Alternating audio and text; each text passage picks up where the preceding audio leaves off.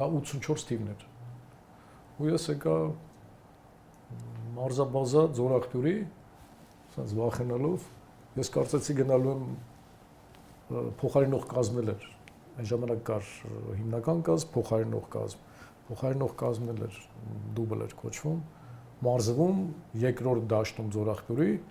ես ասենց եկա, ասենց որ ինձ մարդ չտենա ես հիմնական դաշտում ու կազմում, ուզում էի ասենց փախնել այդ կողքով դաշտի, գնայի այնտեղ էլ էին տարիքով շատ մեծ տղեկ ու լավ ֆուտբոլիստներ, եկել